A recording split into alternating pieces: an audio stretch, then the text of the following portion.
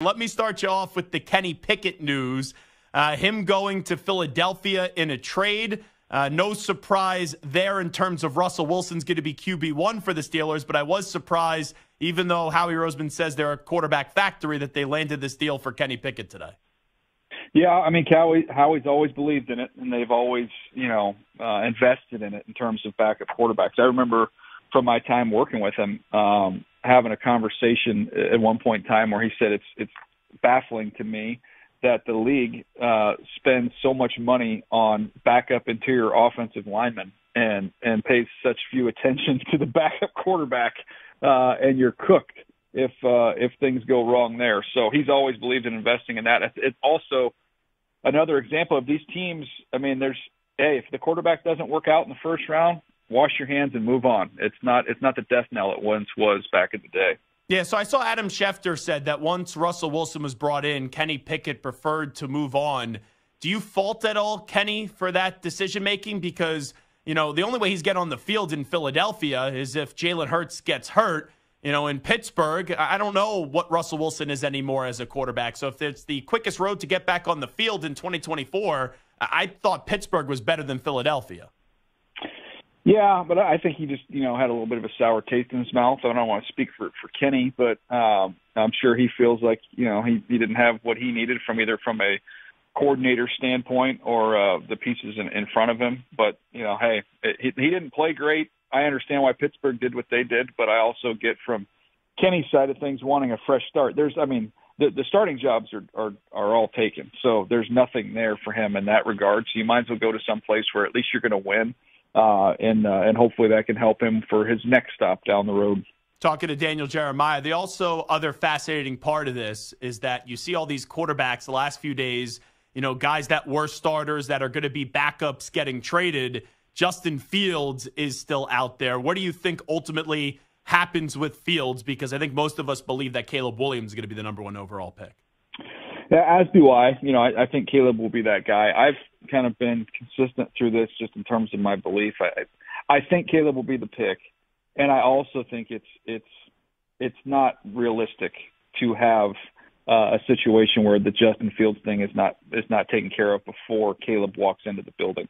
Everybody in that whole organization, their future is going to be tied to how well Caleb Williams acclimates to the NFL and how well he plays. To invite him into a chaotic situation where you've got a popular quarterback, an incumbent in the building, that just seems like that would be a absolutely bonkers way to start that run. Yeah, I agree with you, and I'm starting to think of the destinations for Fields, and you see a bunch of them are getting crossed off in the last few days. I still think the Raiders could be a good landing spot for him, but then, everyone, whenever I suggest that, says, well, they don't know how great the relationship was with Luke Getsy and Justin Fields last year. Yeah, I don't think that's going to happen. So, I would be very surprised if that was where he ended up landing. So, look, Baltimore is one that you could throw out there just because of Lamar and wanting to, want to be covered insurance-wise if something happened to him and he were to miss a few games for a team that has championship aspirations. You could make that case. But, I mean, there's no clear spot, when you look at it. There just isn't one. So I don't know what does this compensation look like? I'm beginning, the longer this thing goes, to think this is going to be maybe not to the degree that we just saw with the Kenny Pickett, but this is going to be some type of a pick swap. Who knows? We'll see how it all plays out, but there's no obvious landing spot here. You mentioned the Ravens. Could you see the 49ers maybe kicking the tires for a backup option? Yeah, I mean, that's definitely something to think about, but I also think that, you had Trey Lance there, and it was like, okay, Kyle's going to lean into more the athletic quarterback, and then he realized, no, I just want a pure point guard. That Brock Purdy-type quarterback runs my offense beautifully. That's what I need, and I just don't think Justin Fields stylistically kind of fits into what Kyle's done well with. Talking to Daniel Jeremiah right now. Okay, so we know the Vikings getting back to the draft. They made the move today with the Texans to pick up the 23rd pick. They also have their own pick at 11. Clearly, they're stocking their ammunition together to move up inside that top 5 of the draft. How high do you think ultimately the Vikings are going to swing for, and where do you think they ultimately land up in the draft from a pick standpoint? Yeah, my guess from the outside of looking at this thing, and again, this is just, having been around it for a while and just looking at it, This feels to me like you have a for sure landing spot. Maybe assume that's 4 with the Cardinals.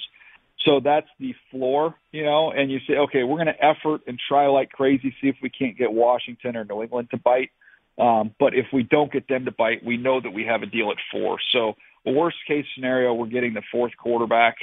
We're ahead of the Giants from that standpoint, and we have that locked in. But I do believe the connections with Drake May make a lot of sense. But I think in order to do that, you're talking about having to get all the way up there to number 2.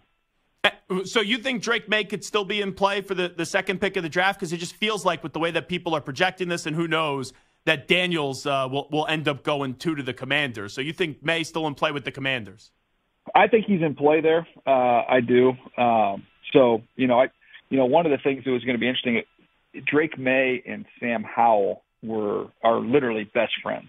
And some people would have looked at that and said, oh, that would have made a lot of sense then if he goes and he's with Sam Howell.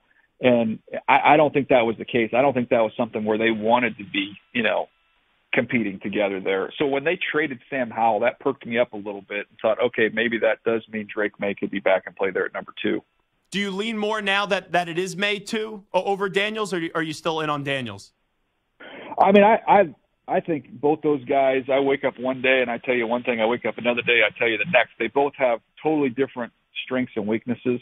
So to me, it's about trying to find the fit. And that's why if I'm looking at teams like New England, to me feels stuck. Like they are taking one. Everything that I've heard seems to be they are committed to staying at 3. They wanted an $8 to $10 million quarterback. They got that in Jacoby Brissett, and they're going to take the guy of the future there at 3. I believe that it's likely that Washington stays and takes one of those 2 guys. But I would think Washington of the 2 would be more likely to at least listen because of what they need on that roster and where they are. And when you have Washington there and you've got Cliff Kingsbury, you could make the connection of, hey, Kingsbury last year in the bowl game, they had Miller Moss throw for a bazillion yards, right? You go back and look at the history of quarterbacks that have played, kind of in that air raid type system. They talk about having a point guard. He could say, hey, you know what? You get back to 11. We make this trade with the Vikings. You give me a huge haul of picks. I can make it work with, whether it's McCarthy, whether it's Bo Nix or Penix. Like these guys are point guards, and let's build up the rest of the roster. So, between those 2 from Washington and New England, it feels to me like Washington would be the one that maybe would at least listen to what these offers are. Talking to Daniel Jeremiah right now. What's your evaluation of J.J. McCarthy? Because it seems like his stock keeps on rising, where if he's there at 6, the Giants will definitely take him. I know the tough part in his evaluation, I watch a ton of Michigan, is they ran the ball so much they didn't really have him throw it that much this past year. Yeah, it's a long process to get comfortable with him on the evaluation because the volume just isn't there compared to some of these other guys. But, there's ways to do it. I was just talking to Orlovsky this morning, and we were talking about him, and I said, go watch the 3rd and 7 reel. So when you go watch all of his throws of 3rd and 7 plus, and you watch them one after another, you see some really, really good things there. So I think he's fully capable. He just wasn't necessarily asked to do what some of these other guys were. But you got somebody who's really young, who's got a live arm, is really athletic, he's smart, he's tough, and the guy's won a zillion games. So while the volume isn't there, he's got a lot of things going for him. Wrapping up with Daniel Jeremiah from the NFL Network. Getting into the receivers, how do you rank? I know it's tough to separate these guys, but Marvin Harrison Jr., Malik Neighbors, and then Rome Odunze. Yeah, I think they're totally different flavors. They're 3 outstanding guys who are very closely graded. The way I stacked it is I had Marvin Harrison Jr. 1, I have Rome Odunze 2, and I have Malik Neighbors 3. But again, it's kind of what you're looking for. The first 2 kind of give you the power forward types that can play inside, can play outside. They're going to be great on 3rd down in the red zone. And then Neighbors has just got a rocket strapped to his back. I mean, he is a big-time explosive playmaking guy. So that's how I have him ordered. But I think, to answer that question precisely, you kind of have to say what team do you have and what are you looking for, because they're all going to be really, really good players. When you get in the top 10, I saw you put out today that you think there's going to be 4 quarterbacks going in the top 6. So that takes away 4 of those picks inside the top 10. The wide receivers, we know the 3 that are very talented, like you just mentioned. Offensive linemen loaded in this draft. A lot of the conversation has been offense. Who do you think will be the first defensive player? Just wondering, though, off the board. I think it'll be Dallas Turner, just because of the position he plays as a premier edge rusher. He ran in the 4.4s. He's got ridiculous length, and he can bend. So he's not quite as powerful or as explosive in terms of what we saw last year with Will Anderson, but he's a talented guy, and I think because of the position he plays, he's likely to be the first one off the board on that side of the ball. And the outlook for the Chargers, just as a whole, obviously the excitement there, Daniel Jeremiah with bringing in Harbaugh. They say goodbye to Mike Williams. They said goodbye to Keenan Allen yesterday, going to the Bears. Austin Eckler's now with the Commanders. What's kind of your outlook and what you hope for them to address to maybe get this thing going back in the right direction with Harbaugh and Herbert?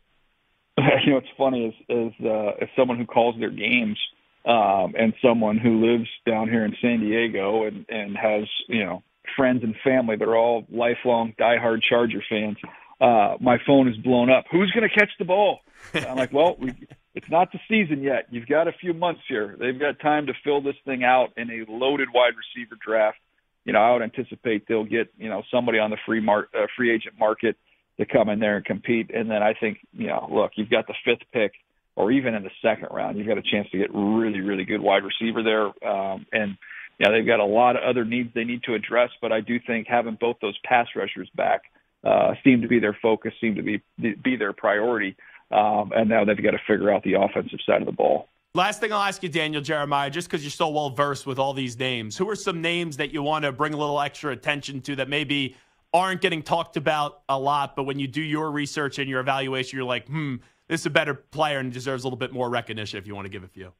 Yeah, there's a few of them. I mean, I could go on and on, but, Ricky Pearsall is a wide receiver from Florida who's, ran the low 4.4s. He was at Arizona State, then went to Florida. He was great at the Senior Bowl, had a phenomenal workout at the Combine.